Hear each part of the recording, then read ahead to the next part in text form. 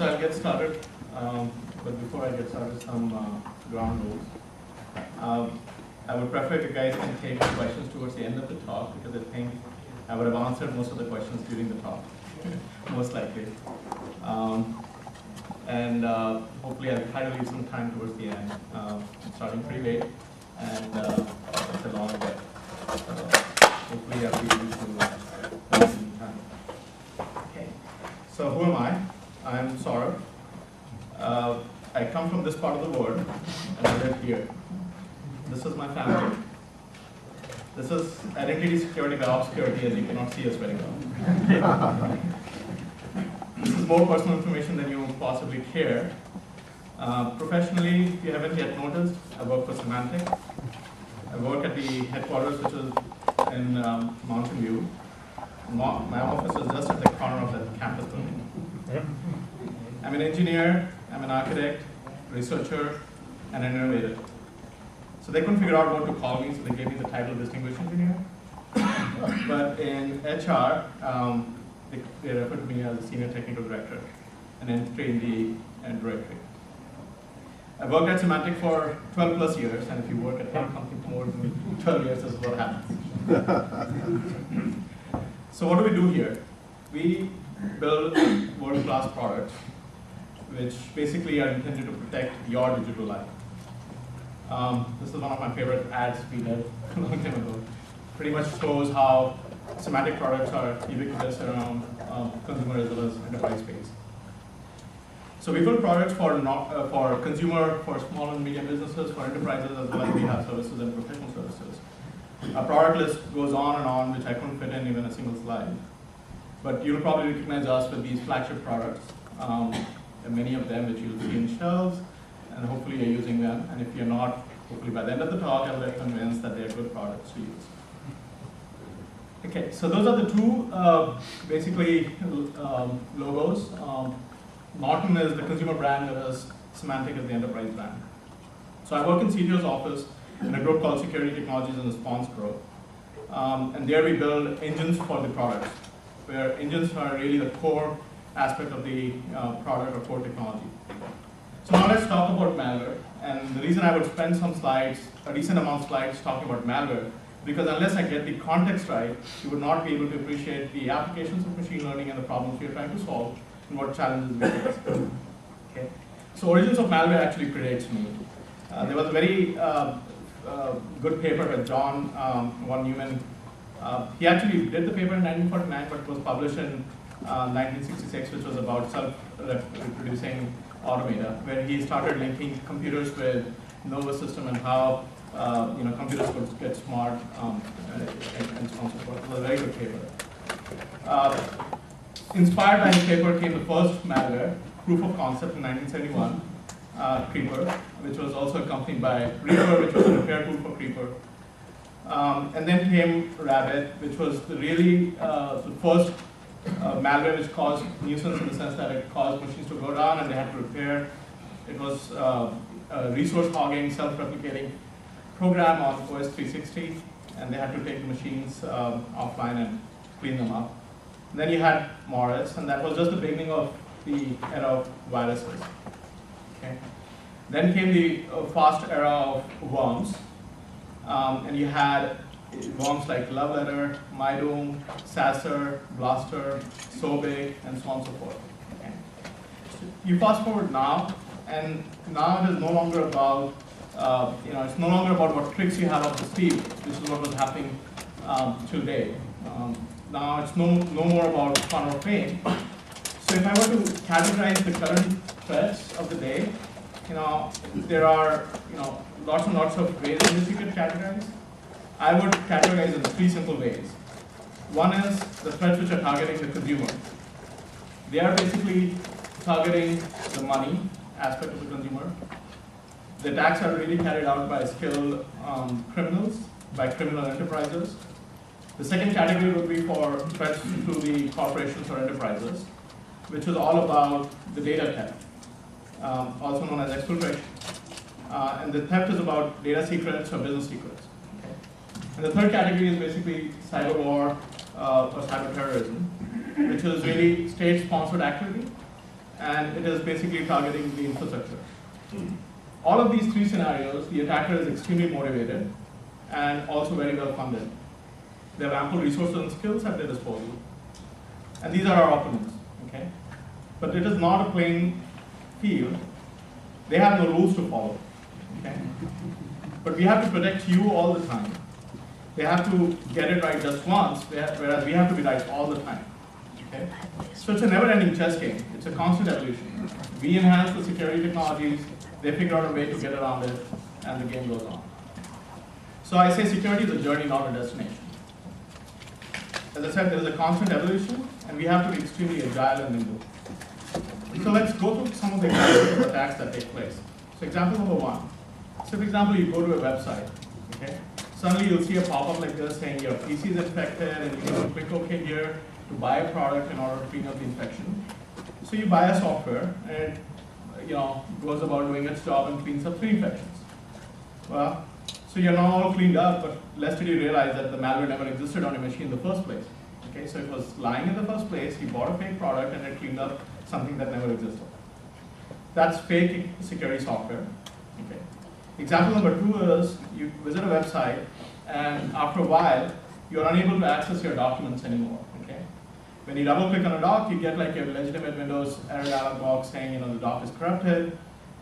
You start getting toast notifications which says something's broken in your file system, and when you click that toast notification, you're then recommended buying this tool which will fix all your document corruption issues on the system. Okay, so yes, the docs are fixed. Why? Because it was the one to encrypt the files in the first place. Okay, so the malware got onto your machine, it encrypted all your files, put in stubs in the execution path such that when you're double clicking it, you're getting all kinds of error messages. So that was Trojan.extractor. And as you can see, of course, you cannot fix the file without paying them. Okay? So it's hijacking your documents in your most critical aspect of the the computer usage. And unless you pay, you're not going to be able to access your own contents or documents. In example number 3, you go to a website and suddenly your computer is locked. Okay? And it's a very legitimate looking warning message, and it says that your IP address was used to visit the website containing pornography, child pornography, zoophilia, and child abuse, and whatnot. Okay. And you cannot access your machine, you cannot do anything on the machine. And there were instances where they were actually able to control the webcam on your PC, and your photo would appear next to the, so you would really get scared because it's not like it's raining or anything. So the screen is locked. Whether you have other content on your PC or not, I don't think so you'll be in a situation to walk around your office and say, hey, this is the alert that is displaying. Okay, so it's a pretty bad situation to be in. So what do? You pay off the ticket. As I said, you cannot even complain. So in all the above cases, there is a tremendous amount of money that is being made. Okay? The ticket was anywhere between $200 to $500. So just imagine 1 million users, if they can ensure, we're talking big money here. That is why I said they're very well funded, they're very well motivated, they're running a business. This is no longer about showing off how smart you are or how easily you can hack Windows machines. So that was the consumer. Now let's talk about enterprises and government, where you must have heard about targeted threats and APTs. APTs stand for Advanced Persistent Threats. We saw a 42% increase in targeted attacks just in last year. And all kinds of sectors of the industry are targeted of this kind of attack. Manufacturing saw close to 24% targeted attacks being focused on that sector alone. And it usually starts off with social engineering. A spear phishing email. Spear phishing email is a very well crafted email message which is going to be targeted towards a particular function, a particular user in an enterprise in order to entice him to be a victim to an attack. So it's tailor-made for the target enterprise or the user. In 2011, the C-level execs were the most common targets. In 2012, it was really R&D which was the most common target. So as I said, tailor-made to the victim, but this one was an interesting one, where it is saying that, hey, here you have a fixed version of the salaries, PDF, I'm sorry about the errors in yesterday's email. This one, I'm pretty sure everybody would click, because it is so exciting to open up, okay? Because we have no idea what others are getting paid. Okay, so user opens an email and the attachment. Well, it exploits a vulnerability in your either a PDF reader or whichever is the application associated with the attachment. And the malware runs. In 2012, we saw close to 5,300 vulnerabilities, undisclosed vulnerabilities, new vulnerabilities reported. So you can see how prevalent the vulnerabilities are and how easy it is for the malware to exploit. So once the malware is on your machine, it spreads across other connected machines. Then it goes about searching for the data, right? Because it's really there to steal your secrets. Then it obviously spreads to other machines, collects, and starts exfiltrating the data. So this was a view of the threat landscape with a couple of examples. So how do they increase the chance of success? As I said, they're very motivated and they have a real business to take care of. If you're not running any security software, then it's pretty easy for them. But if you are, then they're of course going to create a malware, and they're going to create a variant of the malware, and they're going to do that over and over again till they can bypass the security software. Okay? And there are tools and software available for them to take advantage of, which will basically facilitate doing this, which are referred to as cryptors and packers.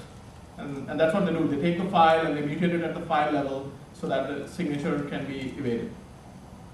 So you basically get one malware, and it's thousands or tens of thousands or hundreds of thousands, in some cases millions of variants, trying to just evade the corresponding security software, whichever they want to evade. The attacker then goes about using web attack toolkits, which is again very mature technology by now, very automated, and you can control all your attack points, where they're getting infected and how, and so on and so forth. So they exploit the websites, and then they start spamming you with URLs in emails or Facebook posts just to entice you to click on the email so that you can land on the website where the infection is hosted. Okay? So you could get messages like this, legitimate looking LinkedIn message, but hardly do you know that the link is basically taking it to their infected website. They can get as aggressive as starting to buy user traffic because they want you to land on the website where they have hosted the attack. So this is all part of the business. And we are here to protect you in all these cases. Yes, the OS has improved over so many years, but attacks are getting even more complicated. And they are targeting the user. It's no longer about the application, it's no longer about the operating system, it's all about targeting the user, setting up the attack and the context right. So how do we secure you? Okay? So once upon a time, antivirus signatures ruled.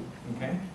They were basically fingerprints. They were one-to-one mapping of a malware that you've seen, and we would release a signature so that if the end user's machine happens to have that file, we would go about detecting it and convicting and remediating. Okay? But because of the population growth or explosion in malware, that's probably not feasible, not practical anymore. So most of the security vendors have gone ahead with something which we refer as heuristics or generic signatures, which is about detecting more than just one malware on the basis of one, no longer referred to as a fingerprint, but more as a definition. Okay? And it could be a little more generic than just having a short tool of the file that you want to remediate on the system. It could be a little more loose in the sense that it will detect the variants of the same malware rather than just detecting one file. So I cannot speak for other vendors, but we use machine learning a lot in all these scenarios. We use classifiers and predictive models, and we have been doing that for many years now. Have we perfected the art? No. Malware detection and machine learning is really made for each other. I really enjoy this field because it's got real world user impact. Okay? So when we are innovating, when we are implementing these things, it's very gratifying to see how we can detect malware and clean up end users' machines and secure them. So a lot of research and innovation goes in, but it's a fast changing landscape, right? The malware is evolving very, very rapidly, very, very quickly because as soon as you implement the security technology, they have to evade it. They have to get around. So models must be accurate, the models must be robust, and models must be tolerant to what we refer to as concept drift, right? Because the underlying space is changing so frequently. So how do we do it? Like any other machine learning application, we start with the data. We have huge repositories of data, files and objects. We also crawl the web. We collect the data from third-party feeds. There's also vendor exchange programs, so security vendors do go about exchanging malware so that they all can maintain a decent level of protection for users across the vendor, all the security vendors. And there is ISV program. So software vendors can come and submit their software to us so that we can certify them being clean so that we never go about detecting them by mistake.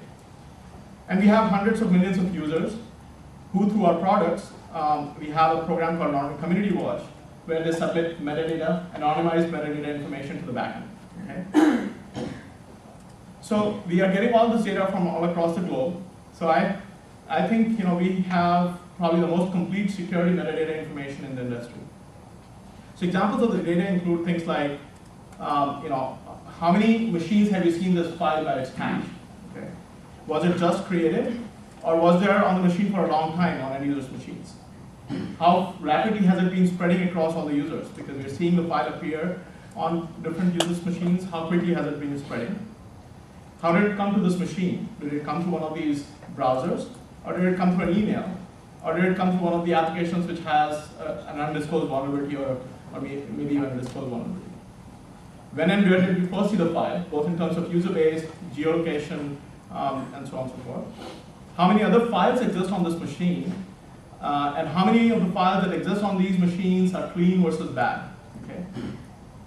And then we look at various file characteristics. Things like internally the file packed or obfuscated, in the sense that it is being mutated in a way such that it is not easily susceptible to reverse engineering or any kind of analysis by security experts.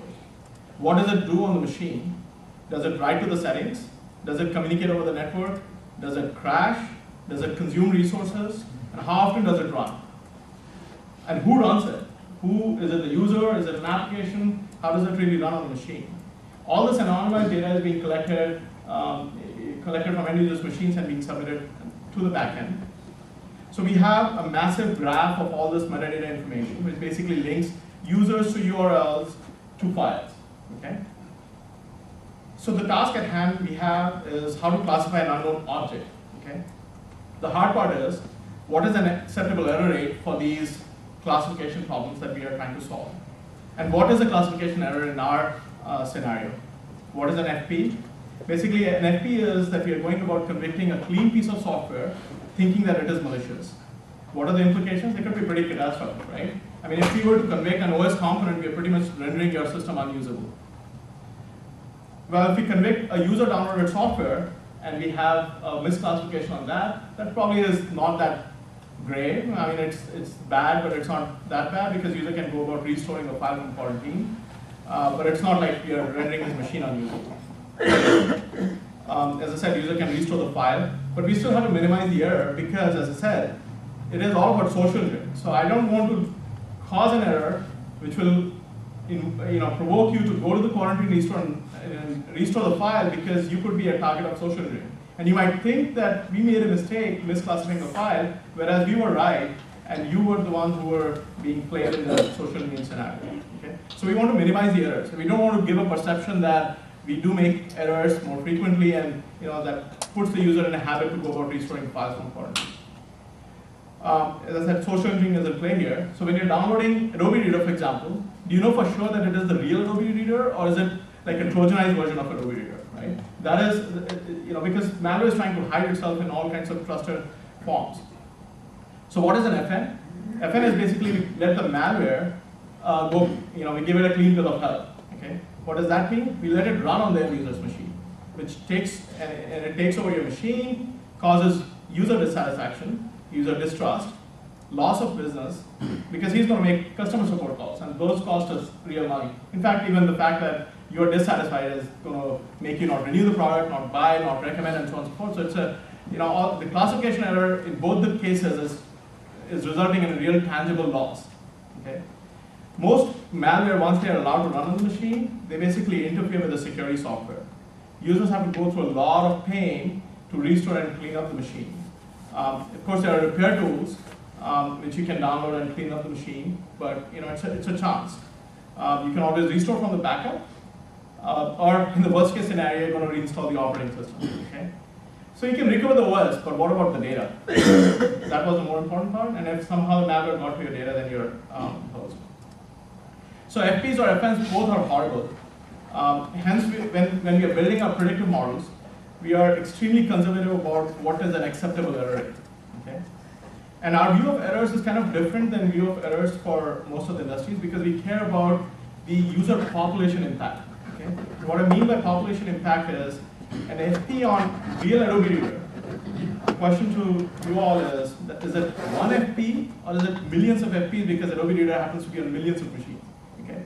So from a classifier point of view, we might have a very, very low FP rate, but if we end up calling a really, really popular file as malicious, then it's the worst possible FP, right?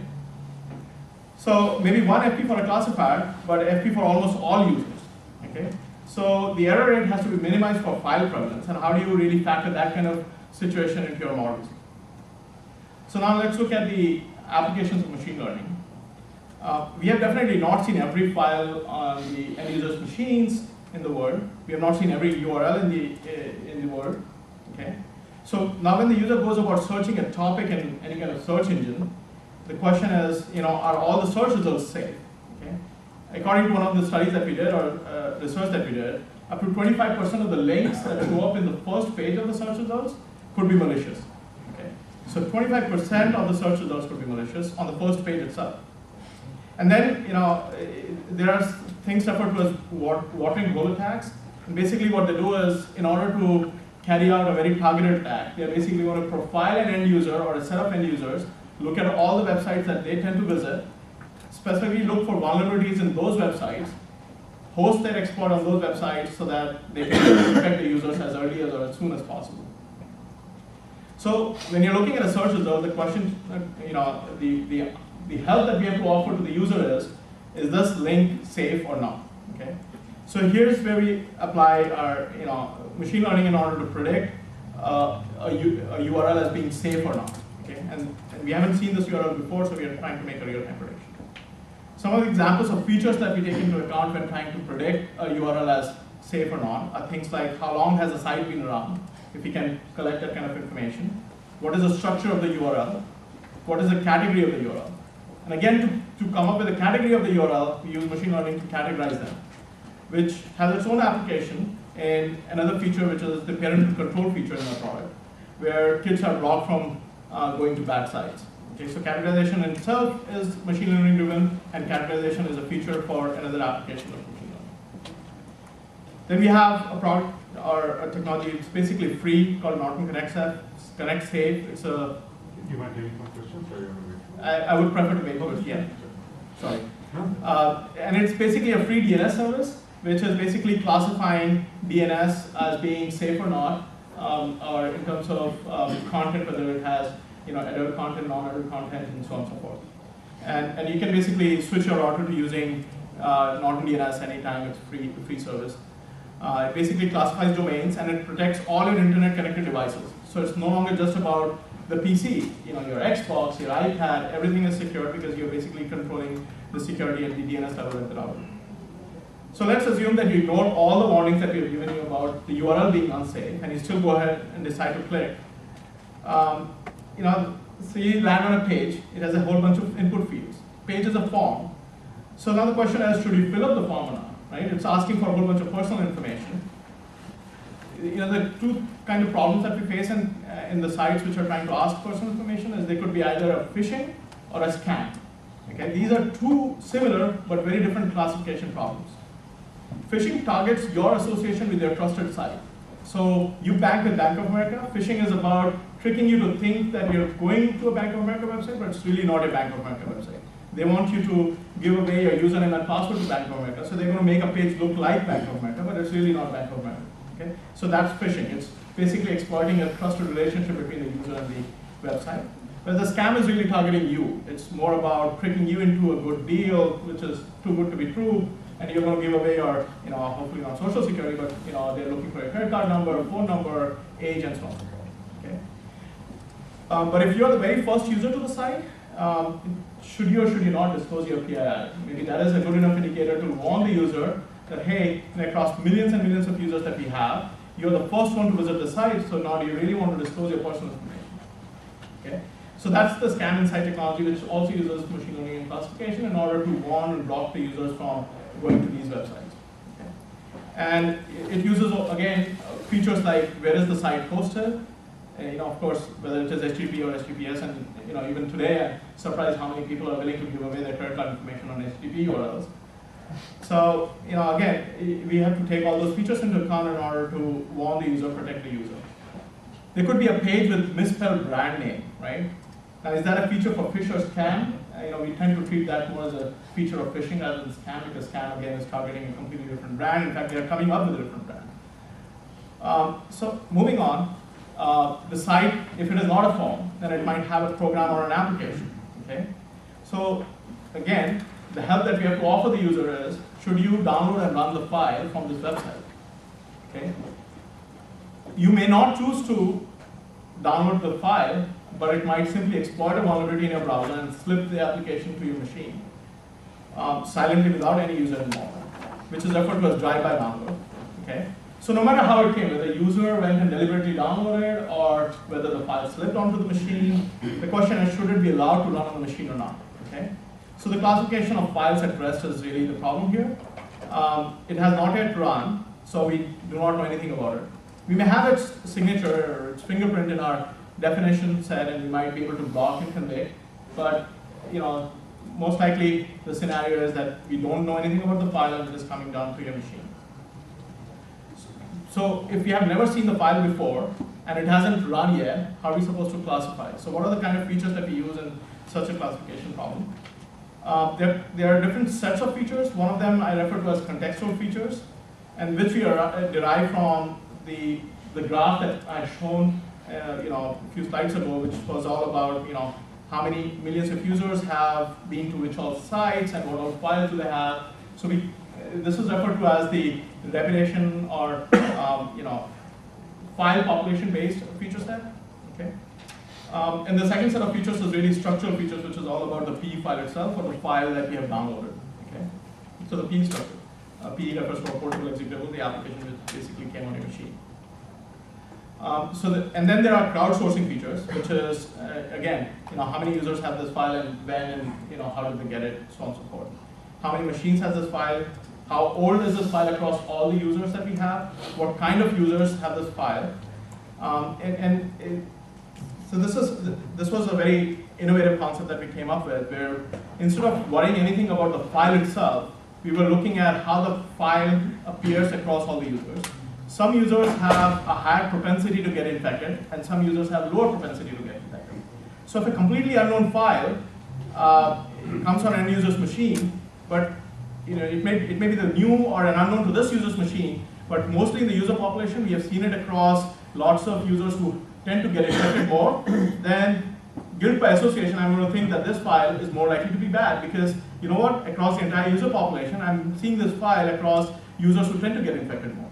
Similarly, if I see a file on this user's machine, which I have more often seen appear on clean machines than on not so clean machines, then I'm going to give it benefit of doubt and say this file is likely to be clean because users with good hygiene tend to encounter this file. This has been extremely valuable technology, and completely taken away from the notion of having to worry about the file itself. Okay? So again, it is all about propensity of the user to get infected. As I said, a file which is more likely to appear on infected machines will get the verdict of being malicious. A file which appears on clean machines will get the verdict of being likely clean. If you have seen the file across none category of the users, I mean this is completely new first time on this machine, then again, I think we are going to give it a thumbs down, because you're the only person in the entire user population to get this file. Most likely it's a polymorphic malware, if not custom game that has been written for you. So what if you're the first one? Again, as I said, the challenge is it a customized software for you, or is it a Trojanized malware? Okay? And we can't afford to get wrong in the customized software case either, because the users will get bit. So there are two scenarios. Okay? The file just arrived, and we have all the context about how the file came on the machine. Okay? This is where we have our download inside technology, which I talked about in terms of features and so on and so forth. It does two things. It gives a classification score or a reputation score for files, as well as the URLs. Okay? If the file already existed on the machine, then of course we don't have any context. So okay, we have no idea how it came on the machine, and so on and so forth. In such cases, we are trying to classify the file on the basis of the structural makeup of the file itself. Okay? If the file is likely bad or suspicious, of course, we're going to convict and remediate and clean up the machine.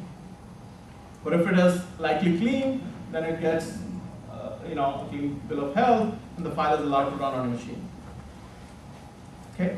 But now the program has started running, and it has bypassed all our security layers. We warned the user about the URL. User still went ahead and clicked it. If the file came down on the machine, we classified the file. If it was badly remediated, if it was good, it was allowed to run. But now it is going about doing some kind of behaviors. So now if it wants to communicate over the network, the question is should be allow or deny. It creates more files.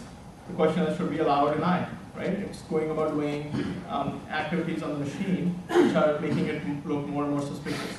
It's making critical system changes to the operating system so that it can persist and run over and over again, should be allow or deny.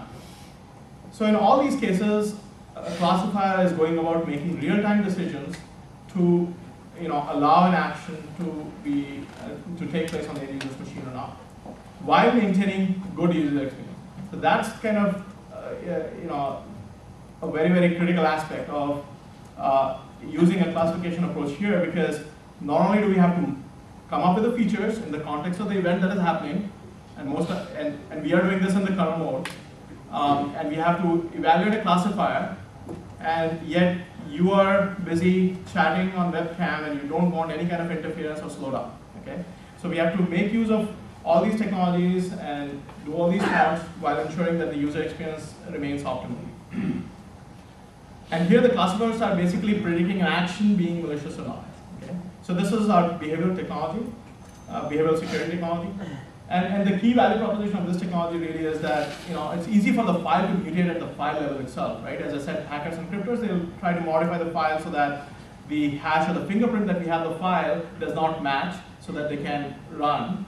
But they really are not mutating the behavior, right? If it has to write to a registry, it has to write to a registry. They really don't have any choice. If it has to create more PE files, then it has to create more PE files. I mean, otherwise, it's not going to be able to do its purpose. So the classifier is basically trained on the behaviors, okay? And the most challenging part there is extracting behaviors from files, both in terms of good and bad. So you have to run the good files in an automated environment, you have to run the bad samples in an automated environment, extract the behaviors, okay? But again, I just can't take any malware.exe and run it from C drive. You know why? Because malware doesn't run from C drive. It needs the right path, it needs the right command line parameters, it needs the right dependencies. Okay? So automating a piece of software to run is not trivial.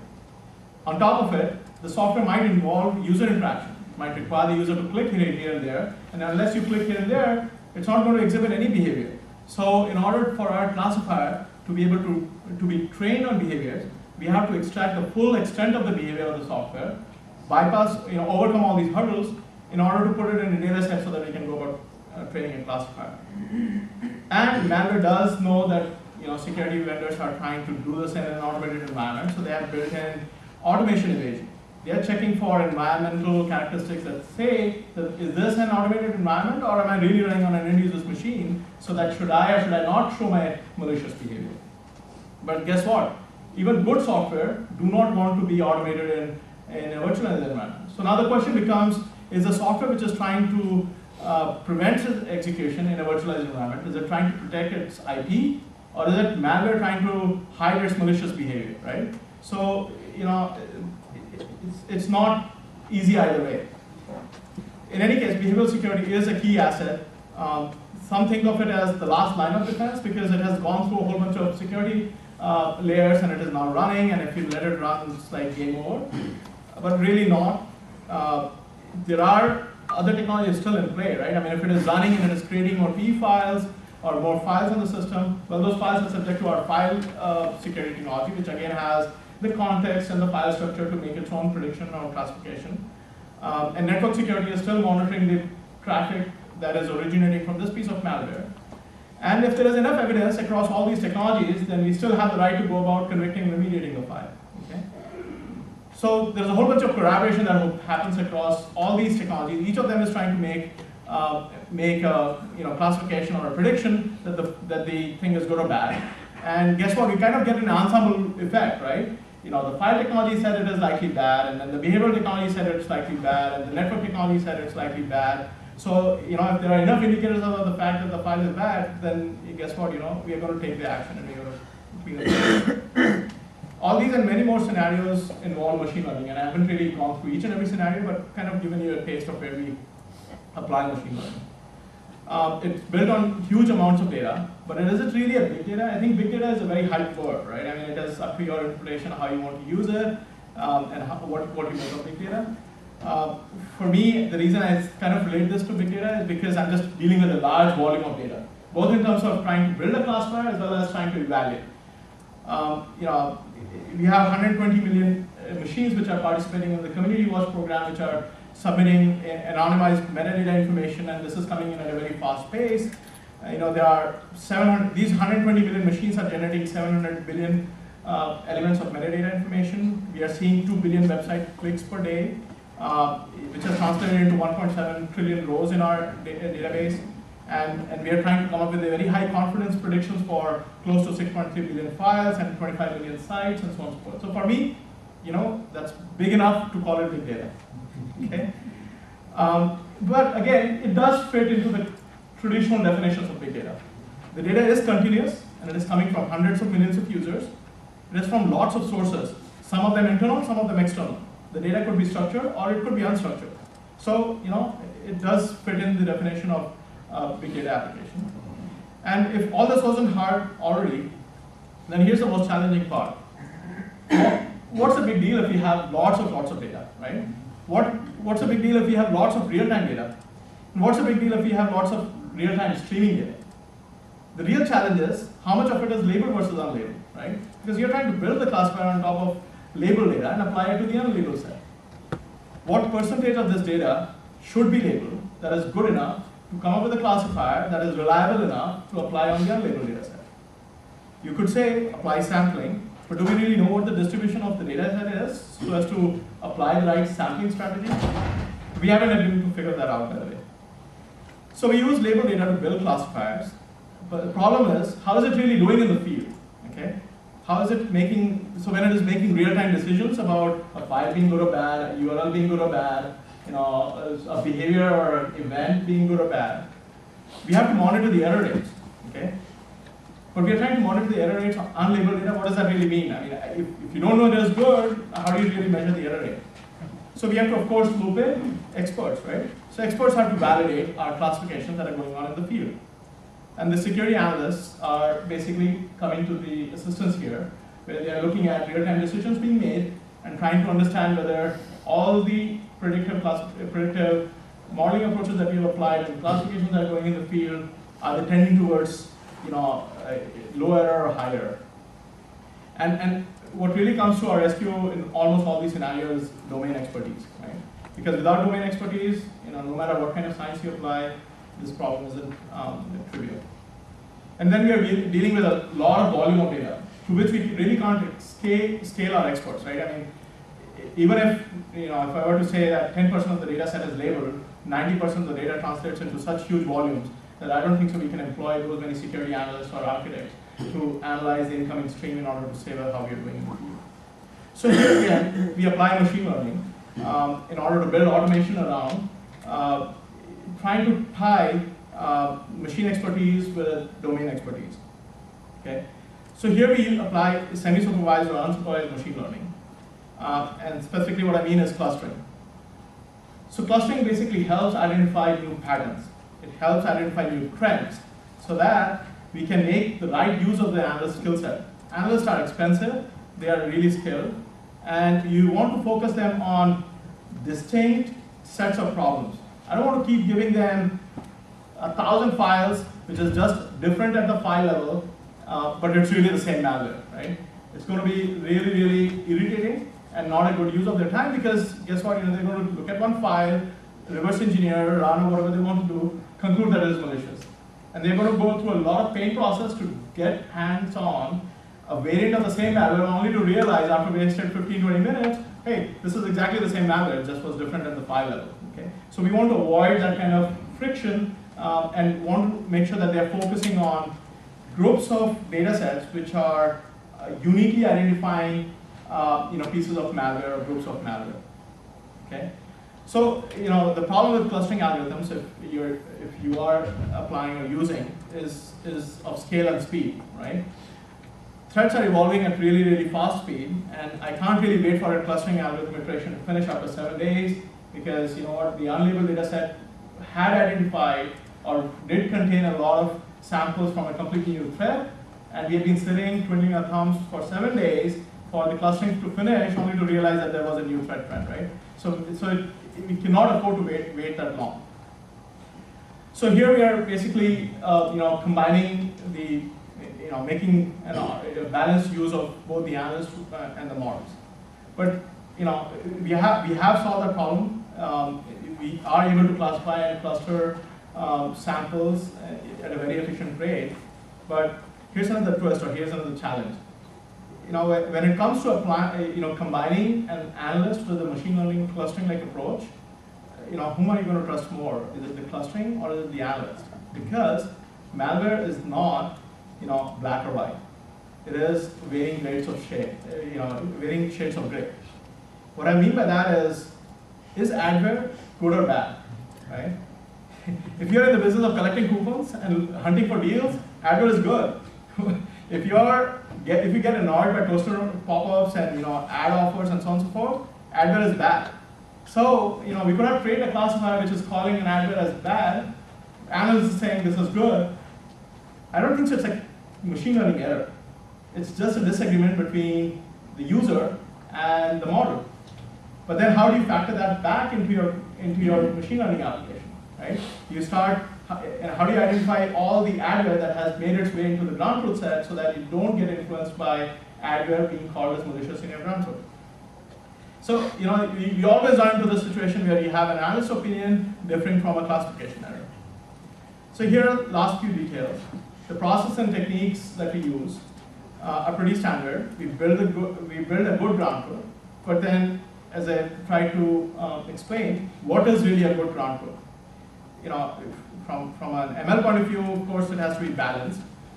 But the problem for us is different malware samples or families have different different family sizes or different sample sizes. Okay, one malware family might have 1,000 samples. Another malware family, which happens to be very, very prevalent, happens to exploit a very good vulnerability, gets spread very quickly, might have millions, right?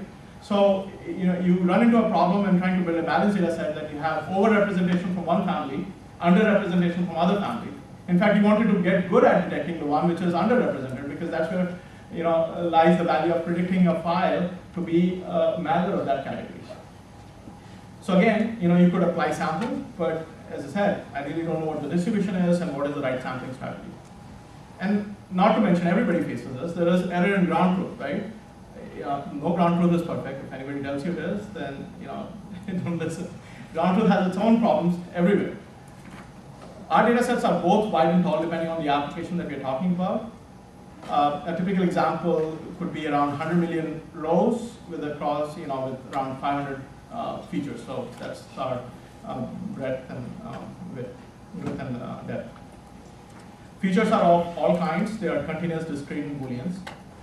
So by that, you have to do a whole bunch of transformations of data before you can apply a corresponding machine learning algorithm, because not all data types are applicable to all classification approaches. Features are often interdependent, and this is another challenge for us. They're not correlated; they're interdependent, and it's a key difference, because what I mean by that is, there might be two features. This feature is only valid when this feature is valid, or its values make sense when this feature has some value.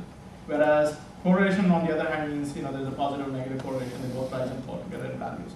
So that's different. So many of our features fall into the interdependent category. So we spend a lot of time in preparing the data and analyzing the data. We do produce a whole bunch of data set reports.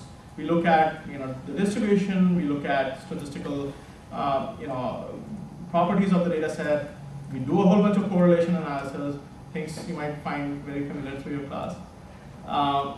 We do feature ranking in order to understand how new features are performing with regards to the older features that we have been working with. That gives us a good idea when we are trying to use a new feature that it is likely to have a positive impact, or should we or should we not use it? Because at the end of the day, too many features start becoming a problem in itself. We do a whole bunch of density plotting and figuring out how's the population distribution looking like across all these features. Again, outlier detection, min-max evaluation. These are all routine but very, very important steps in trying to decide on a classifier and so on and so forth, because in short summaries like this, we see a value which is like a min, but doesn't really make sense for that feature. You can spot an error in the data set and stop your cycle going forward. Otherwise, you can go blind, take the data, it's all numbers, put it into a modeling application, and you get a model, but then it doesn't do what you're expecting because there were problems in the data set. So once we have been through a data set analysis and we have made sure that everything is good about it, the question is which classifier. And this involves a whole bunch of experimentation. Everything is fair game. You could take linear regression, neural nets, SVMs, decision trees, and so on and so forth. Depends on which is the winning approach for that data set for that application. Once you have selected, you have to test the candidate classifier. Of course, testing on training data doesn't make sense. Testing on full outset, which by the way is another. I get so surprised by this fact in the industry that people talk about classification error rates and they're testing on the training data itself. Like, it doesn't make sense, but they do it all the time, and that's what they report. Anyway, so the other problem we have with setting aside a holdout set is that our features are time dependent. Okay, so you have to make sure that when you are setting out a holdout set, that you have a good enough representation across time dependent features. Otherwise, you just can't say 10%, 90%, right, or 60, 70, because you have to make sure that you have good enough representation of and the behavior of the features in your holdout set. So once we have trained the classifier, of course, it goes through the same process, which many of you in the space might be familiar with. You plot an ROC curve, look at the TP-FP rate, choose an ROC point on the ROC, and that gives you a good acceptable FP rate. Then that's the TP rate you're going to go with. I don't think so. And that's another difference between theory and practice, right? Practice is all about acceptable FP rate. They're not after TP rate because we want to avoid errors. So if our upper bound is 0.5% FP rate, then you have to maximize the TP rate at 0.5% FP rate. It's not about, hey, let's go for 90% TP rate, even if that gives us 2% or 3%. That probably starts going into the unacceptable range. And then we have to measure the classifier for stability. As I said, the threat landscape is changing so fast, you don't want to have a classifier which does extremely well in the first 5 days in the field, and from 6th day onwards, it's basically got no efficacy output. Okay? So testing a classifier stability is another important part of the testing. And then you select the one which is optimal. Yes, we do use R, but we use R mostly in the data set analysis and in research and experimentation phase. But we really use native interpretation of the classifiers in production. It has nothing to do with suitable or unsuitable. It's just that we are transitioning over, and this is our comfort zone. So to recap all the process, we build the data set, we analyze the data set, we create the models, we test, measure, and analyze, and we release, and we celebrate. But then we wait and monitor for the quality of the decisions that are being made in the field, and then we are on to the next iteration, where we are open to, depending on the research that has gone so far, new techniques, new approaches. Somebody has a new feature idea, new classification idea. Everything is fair game. Bring it on, because it's going to go through the same comparative analysis of which classification approach or which feature gives the best bang for the buck, and out goes products. So winning strategies are nothing but whichever classifier performs the best. The secret of success in all this is the real combination of machine learning skills with domain expertise, because you can put both of them in separate rooms and you get nothing. Machine learning experts on their own will not be able to crack the problem because they don't understand the features. Domain experts have nothing idea about how the machine learning would be able to use the features and come up with the right models and so on and so forth. So the combination of the two really has what has shown the best returns in terms of success in the technology. And of course, there's I don't want to underestimate or downplay the huge amount of work that goes in good feature engineering. So this is what we do and how we do. If it sounds fun, that's my job, and we are hiring. Okay. So I'm open to take questions, but in some cases I may not be able to answer the question, and if your question is trying to poke into some secret sauce or algorithms that we use for features. Go ahead. When you said native implementation, so Like C, C++. okay, and are you writing your own libraries as well? Yes. Can you, in general, can you repeat the questions just to help the audience here? So the question was, when I said native implementation, what I meant it was C and C++ implementation. We just haven't taken R to the production environment. We're in the process. Do you see a lot of attacks on Macs? Yes, we do see a lot of attacks on the Mac. So the question was, do you see a lot of attack on the Macs? Look, attacks, as I said, it's all a business.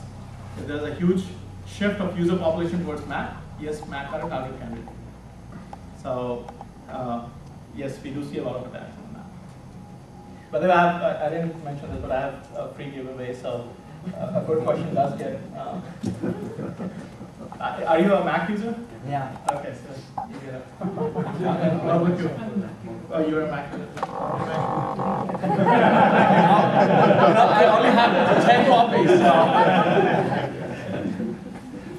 All right. So how long does it take for when you have the data, then doing the analysis and creating a model and deploying it in production? What's your window? So the window, I'll be honest, varies from application to application.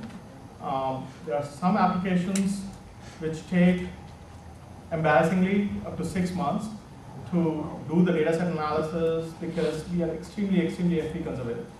Right? We cannot afford to release. I mean, the data set analysis, building a modifier, building a classifier, testing on that gets done in anywhere between 20 days to 30 days. But the error rate is high. The TP rate is no better than what we have already got in the field.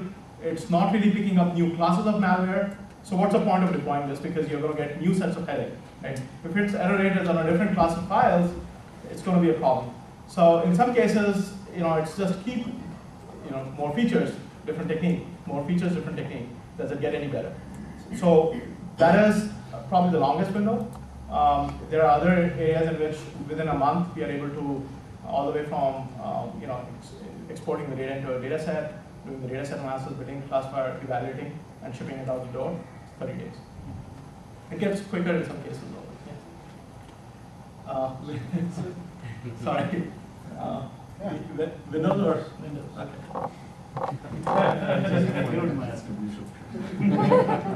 So what's the lifetime of a kind of a classifier, particular data set? How many times you have to revise the dimensions of your classifier and stuff like that? So it depends on how robust the classifier was and is as we are measuring the efficacy of the in-field classifications that it's doing. You'd be surprised that in certain areas of technology, we never pull back the classifier. We keep shipping new and new classifier, and it just is yet another classifier on top of an existing classifier. So it becomes an ensemble on the endpoint itself. If performance is not an issue, and we have put a lot of effort, a lot of engineering into making sure the models are very, very efficient to load, very, very compact. So adding a new classifier is model to the endpoint really isn't a problem. Is it sort of downloaded on a periodic basis, or is it as needed, or once a year? So the product does something called rapid updates, which happens every 6 minutes. But we are not releasing classifiers every 6 minutes. We are releasing classifiers probably, as I said, around 3 months to 6 months. In some cases, it's just an additive classifier on top of existing. In some cases, we are switching a classifier. Yeah. Essentially what you're saying, there is a certain kind of dimensional sensitivity in all classifiers, right? So, after some time you find that some dimensions are really not happy with MIT. So there are two cases in which we would expedite shipping a new classifier. One in which we are seeing a sudden increase in the misclassification. Okay, so it's showing up more errors, and our analysts are busy fixing the errors on end users' machines. And so there we have to really rush a new classifier. And the other, which is not a serious problem, which is a decay, right? The classifier is no longer able to detect threats of the new type because they never made it to the ground truth set in the first place. So it depends on the application of machine learning that do we want to ship a new classifier. And by the way, addressing a new threat may not always require a new feature. Just the fact that you didn't get that represented in your ground truth set, but now since you have a more recent ground truth set, exactly the same set of features might be very effective at detecting the new threat family. So it's not always about. And even now, it doesn't matter. All right, guys, it's not about giving the software, so I'm going to take other questions. All right, go ahead. You mentioned that you have 6 billion files, but there's only 100 million rows in your database, so 6 billion. how do you go from the 6 billion to 100 million? So it's like ground truth set is about incorporating a representation from your entire data set on which you have high confidence on the labels, right? We have lots of files, but if we knew everything about every file that was good or bad, we wouldn't be building classifiers, right? We would be rolling out a generic signature which can catch a variety, but we don't know about these files. We have all these files. We cannot use analysts to go and look at all the 6 billion files. Only a small portion of them do we reliably and confidently know that these are good or bad. So we're building a classifier on what percentage of the files we know what the label is. So you know about 100, those 100 million rows are labeled? By the way, I didn't say those 100 million rows correspond to files. Okay? Okay. I said that was an example of a data set. It could very well be a behavioral classifier where a same sample could show lots and lots of varieties of behaviors, in which case each row becomes a behavior from a same file. Okay, so there's no one-to-one map. It depends on the application. Is it a behavioral classification problem or a file classification problem? Thank you. So question on, two questions on Sorry. your, It doesn't matter. It does. Okay. I'm running out of time. two questions. Sorry. You got it. Oh, yeah. All right. So you said that the process of automated classification is based on some real-time data, and you indicated data that you get from 120 million users and a bunch of servers, etc. Do you get any data from real-time traffic that you're monitoring for a service provider or your enterprise, or something that happens right on the dot instead of waiting for somebody to report that to you? So it is real-time in the sense that you as a user are downloading a file. The product is querying the backend to figure out whether the file is good or bad. You're making real-time decisions in the backend for you and responding to you that the file is good or bad with a varying degree of confidence. The endpoint then takes that information into account and makes a decision whether this is good or bad. That information then persists on the endpoint, and then other technologies kick in and they make their own predictions, and it gets corroborated with the information that backend responded with. Okay, so you're referring to real time in the sense that when a particular file is being downloaded, you make a real time Yep. inquiry into a central semantic Yeah, server, for that's example. The second thing is you talked about a behavioral study Yeah. to make a classification. Is that behavior based on a behavior you see at a global internet level or a service provider level? Or are you referring to that? What does the behavior sample at do on an end user level? End user level? Because we are trying to make a decision on your machine when a sample is trying to do a socket communication, right? Should it or should it not be allowed? Because you know what? It might be exfiltrating your tax documents for all you know. So we have to make a decision, real-time decision on the endpoint. So we have to take the behavior, the context, all the information we can possibly get about that sample, and real-time make a decision to allow or not allow. And we have to make it really quick because you're not going to wait, with the wait cursor for us to make a decision. So I can imagine you're making real-time calls about files and Yeah. URLs. Yeah. So this is all happening in kernel. But from a behavioral perspective, what would you learn from one user different from the other user? So not all PCs are same. The samples behave differently on different machines. Depends on the environment of the machine. We could see a variety of behavior for the same sample across different user users. Can you give an example? Windows 7 versus Windows XP, the malware might behave completely differently. In one case, XP, most users are running as admin. The sample will be able to quickly do whatever it wants to do, no problem. In case of Windows 7, Windows 8, the user is most likely not running. The infection vectors are going to be different, where it persists is going to be different. Same sample, completely different behavior. But I would consider that as OS specific, not end user specific behavior. You would consider that as well? Okay, OS specific behavior rather than end user specific behavior. Yeah, you could consider that. I mean, this is one example. There are lots of other examples like dependencies on other applications. Some malware checks for a specific version of Adobe Reader on a machine, right? So you get into all these complications where, exactly same machine profile. You have Adobe Reader 7, I have Adobe Reader 9. Malware will behave differently on my machine, will not do anything on your machine. Go ahead. What's, yes, I understand your disclaimer of not disclosing everything totally here. What's the kind of accuracy level that you target in your model? So again, it depends on the technology because the FP tolerance is different at different points. We shoot for accuracies close to 95%. TP rate being close to 98% in some cases, and FP rate hovering below 1%. Again, it depends, right? So if it is about files, we are extremely conservative because that classifier will run in all kinds of scenarios. We'll be running on gateways, we'll be running on Unix machines trying to classify Windows files because it is a file share server. There may not be any context, we have very little information, so we can't afford to do FPs. And in fact, at a file level, an FP is pretty bad because you just take out a file, and if it is an operating system component, as I said, your machine on those. So tolerance differs. Go ahead. On the data side, with your 6 billion rows or 100 million row databases, etc., can you talk a little about the data technologies that you use? Is it all SQL or something else? Yeah, I mean, so I'll just be very honest about what I can. I cannot share what database we use, but it is a SQL-driven database. Okay. All the data is in a database. It's all structured data. For me, when it comes to structured data, I don't have to deal with the mess of how it got there. There are loaders which are loading the data, and it's very efficient at loading the data. I get a dump of the data set, and I go from there.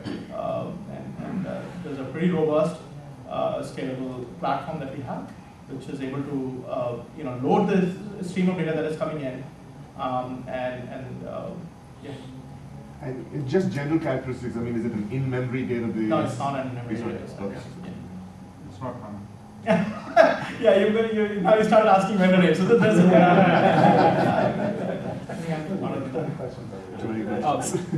You talked about feature engineering and feature engineering. Can you elaborate on that?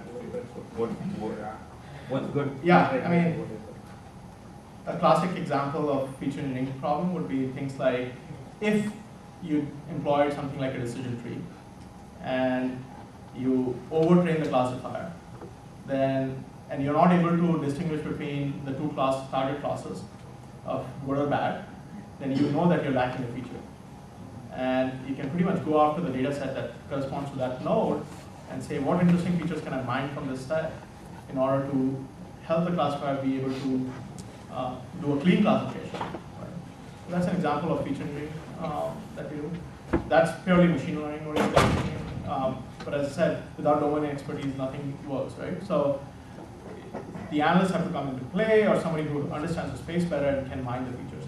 They understand the threats, and they're looking for specific things about the threat which might be very relevant to the feature, to the data set that we have, and be able to come. And then it also depends on a completely new threat that might be propagating out there. Just might have, for example, a new packer it might have used, or a custom packer, and it might have some characteristics that we translate into. You mentioned about the search engine, 25% of malware. So why instead of downloading it and then breaking the problem, why don't you do it with, let's say, I do Google search? If it gives 20% of malware, it does. So I said the URL classification is all marking up the URLs to tell the user that it is safe or not. So URL classification is already doing at the search engine results level. Then the Norton DNS product is doing it at the domain level. But all you are doing it locally in the No. On the browser, in the browser. Well, I mean, we are not Google, right? So we cannot prevent the search results from showing up into the search result. What we can do is we can mark up the URLs which show up in the search result, and we can block the user from going to the search page, right? I mean, Google does. Google has safe search, so they automatically are cleaning up their search results and not showing search results which are about infected sites. But still, a lot of it goes through because the attacks are very regional. They might be attack campaign or threat campaign might be very specific to, for example, Singapore or Boston attacks and so on and so forth, where the scan is going on only in that geolocation. And so, okay, I'm going to go from here to there. All right. So the thought of putting these things on Kaggle and basically having the community in general trying to contribute. Yeah, but I mean, look at encryption. I mean, like algorithms have to be public, right? I mean, otherwise this will affect. Yes, we have thought. Guess we're just slow. We haven't done it. We'll do it. Are you worried about the people that are trying to commit these frauds against you learning about your data set? That is always a concern. I think this field has got basically that is the crux of the problem. It's not so much about me disclosing an IP or giving an advantage to some other vendor. It's more about me standing here and talking about something which the malware also then realize, oh, that's what I have to do. I just have to modify this and there you go, it erased. Right? And it's a much harder, as I said, they have to get it right once. We have to get it right all the time. But that's why I gave you the encryption example. Is like once it's out there, it's kind of tested out. It becomes the problem starts to kind of go down by itself. I mean, it becomes harder and harder for these guys to do that. Today you are doing it with limited resources. You have the bigger community trying to help you out with what else. I guess we never felt that way, that we are limited in terms of resources. We never felt the need. As I said, domain expertise is really, we're not looking for machine learning only, right? We're looking for machine learning plus malware analysts. That combination, to be honest, Kaggle is not the right avenue for hunting for that combination. Maybe it is, we'll try, just wasn't worth it right so far. What percentage of your solutions or characterizations are obtained from NIST? Where there is a federal research that's done and to indicate what the problems are and what the solutions are. So we do have a government research division which collaborates with NIST, and there we are just looking at research to help improve our technology. We are not really doing a whole lot in combination with NIST or with NIST. It really is a completely separate,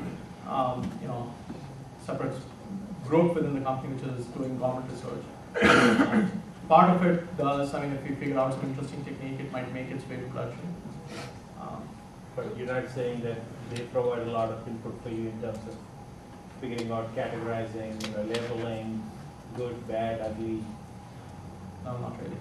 So this crowdsourcing which you mentioned, it's more the population of different machines rather than actually any active participation of people trying to tell you whether something is safe or not.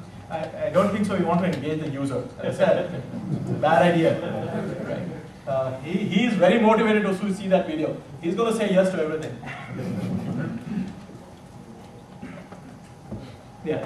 So you mentioned a few supervised learning methods, and you also mentioned the clustering. What are the clustering algorithms? Just mention what are the clustering methodologies you use? Sorry, I trained on that. So you mentioned SVM decision tree. So I said all of them are candidate classifiers that we use. Uh-huh. I didn't call out exactly which one do we use or which one we don't use. What are the candidate clustering algorithms do you have? This space is so limited.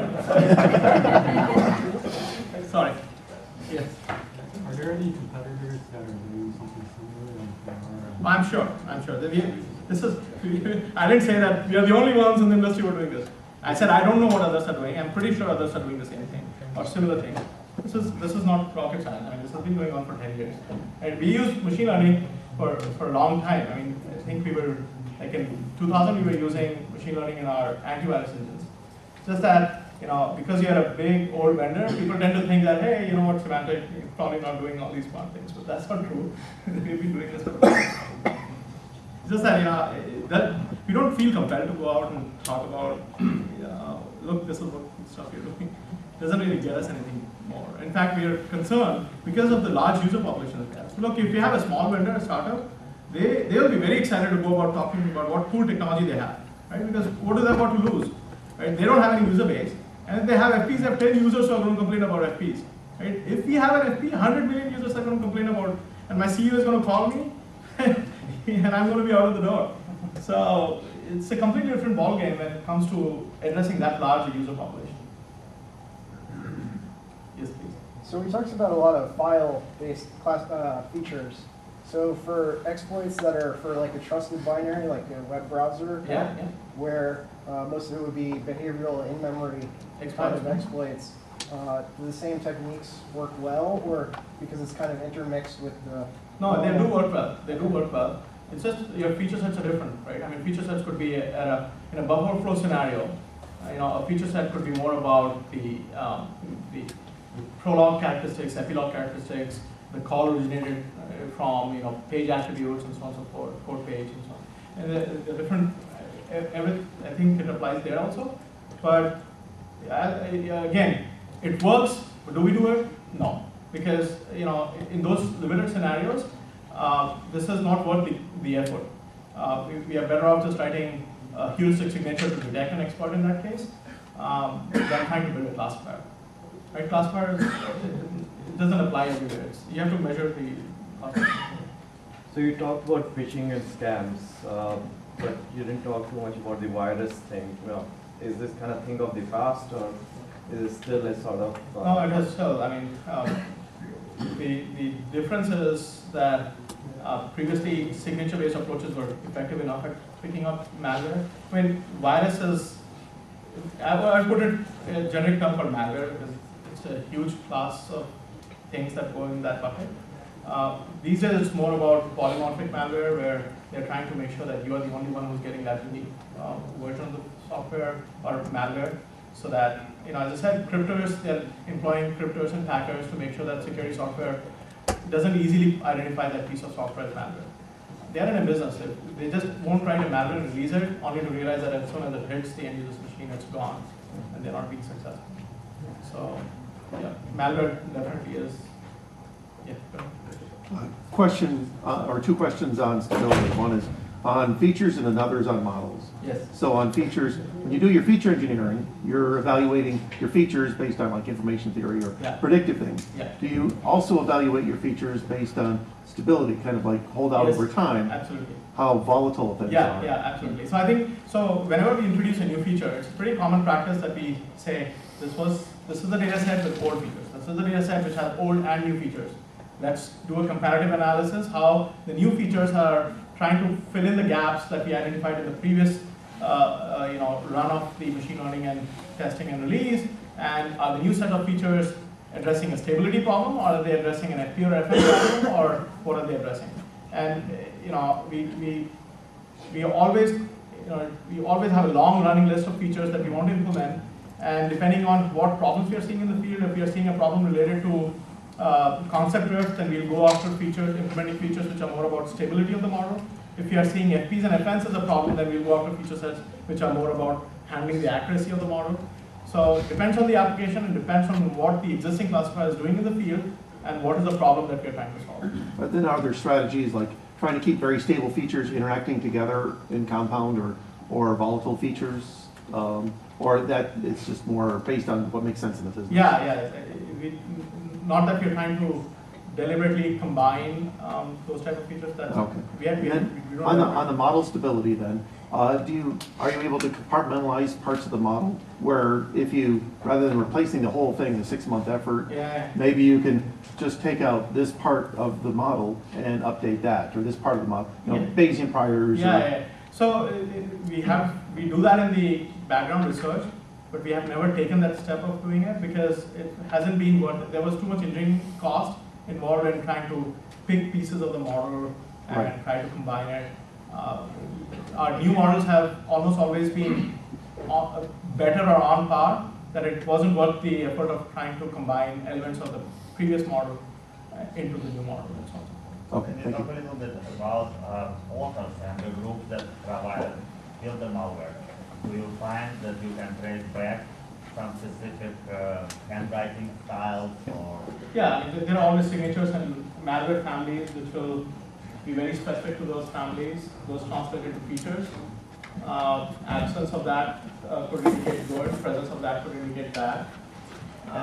Is there a life cycle that the typical malware vendor exist for next 5 years and then kind of close it down, or? Oh, you mean like the malware campaign? I'm talking about people who develop malware, the criminals and I haven't traced their lifetime to know whether they are engaging in different malware campaigns or not over a period of time, but I can imagine that this is a business, so they just switch from one campaign to the other campaign. It's a pretty lucrative business for them.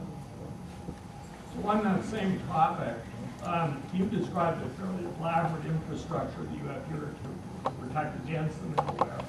How big an infrastructure do you think the attackers have? I mean, it's very unbalanced because you have to protect 99% of the time and they only have to get through one. So what's sort of the magnitude of the effort that they're launching to attack you? And let's set aside the government initiated malware. I think they also have, very, very mature and robust infrastructure. The cryptos and hackers that I briefly touched upon, I could probably talk for 2 hours about that. They employ things like online services, where they'll create a malware and submit it to an online service, which will tell that, hey, this security vendor is detecting it.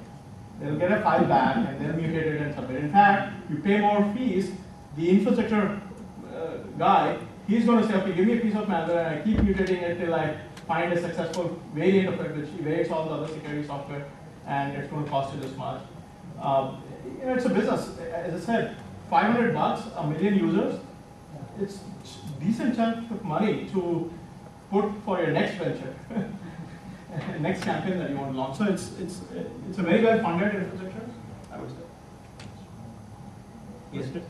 As the whole world goes to the cloud, everything is cloud-based. Does malware in cloud have any special implications, or is it just the same for you? Same for us. So, yeah. I mean, of course, there's a new infrastructure to attack, right? They have the cloud infrastructure to attack or propagate or break into an enterprise for that. But, the rest everything is. Have you found the need to make the models sort of sooner and sooner over the last many years? Is the velocity increasing, or are you making the models? Well, we are definitely applying machine learning to more and more problems. We come up with very, very innovative areas in which you can apply machine learning. With regards to whether we train and release classifiers more frequently, again, depends on the application. Well, what I'm asking is whether the malware guys are getting cleverer faster and faster, or are they going at the same velocity? They are going as fast as they can, make as much money as they can. So I guess this is another iteration of that same question, is looking at percentages of, say, good email advice, email with some kind of infection. Yeah. Is that percentage going up, or what are those percentages? Oh, okay. So we'll make good file versus bad files, or of course the bad file population is increasing at a much faster pace, because if you were to count one file by its hash, then they are, in case of a polymorphic malware, every user is getting a completely new file, right? So in that regards, file population of malware is definitely growing at a much faster pace than good software, right? So yeah, population growth of malware is a leaps and bounds more than good software. So do you apply machine learning for detecting APT something like that? Yeah, I mean, Can so you we repeat did the question? do you apply machine learning to detect APTs, right? So APT and targeted attacks are an interesting problem, because from a percentage representation of the entire malware space, they are so small, right, that they don't really get picked up by a classifier. But then we employ the reputation technology, which, as I said, is very, very effective at finding patterns in low representation threat spaces. And it has been extremely effective at, so we, as many APT studies as we conduct in-house, we have conducted, and we were proactively convicting and detecting those pieces of malware. Not in all cases, because they employ very clever techniques too. But wherever we were in play, our detection rates were very, very decent. I mean, when you talk about the APT, you are talking about, let's say, somebody attacking the enterprise IP, right? Yeah. Well, they're targeting an enterprise. Yeah. How can you possibly be collecting the behavior if you? No, we're not collecting the behavior. What we're saying is, if we, say for example, we are protecting an enterprise A, it was a target of an APT, then if it was a new file or a new piece of malware, and it was downloaded on the machine, and it went through various layers of defense in our product was making decisions, right? And we are getting anonymized metadata information submitted back. So we know what was the prediction our classifiers are making on the endpoint for those pieces of software. And in almost all cases that we have analyzed, I wouldn't say 100%, but almost all cases, we were pretty right on in converting those pieces of malware. So we don't have the file, we don't know what the file is, but the telemetry is telling us that when we encountered those pieces of software, we did go about converting them. But how do you think you deal with the zero-day attacks and the new vulnerabilities that come across, and you may not know the features that well, the vulnerability might be new, but the malware will employ almost all the same techniques, right? It has to come on a machine, it has to execute, it has to download more components, it has to register to the operating system, it has to exfiltrate data. I mean, in terms of the malware, what it does, that doesn't change that much. How it comes on the machine, yes, that changes. You might suddenly have a new vulnerability in Java, so now they figure out a new way to come out to your machine, but behaviorally, the malware doesn't really change that much. I mean, it does change, but in terms of zero-day attacks, you're talking about zero-day vulnerability. You're not talking about a completely new threat. I mean, that happens, but that doesn't happen as frequently as you would imagine. But when that happen, then are you detecting or you have to? No, so as I said, there are so many layers I talked about, right? There was URL, there was file, there was behavior, there was network. In cases where one particular technology is not effective, the collaboration effect does give us a pretty robust protection against completely new threats. And you know, as I explained, we are constantly monitoring the error rates in the backend. If we suddenly see a new threat family which is still evading all these layers, we turn around and release either a new classifier or a new signature or a new heuristic in order to detect that. And then we go about coming up with more robust models for that. From knowing that there was an FN to, if we know that there is an FN, we turn around a signature, and I mean, in terms of enterprises, we have SLAs to turn around within an hour. Not the signature, but no, the heuristic signature, right? Not the definition, not a fingerprint, not 1:1, 1:many signature. Definition, I should refrain from the word signature because it implies a short signature.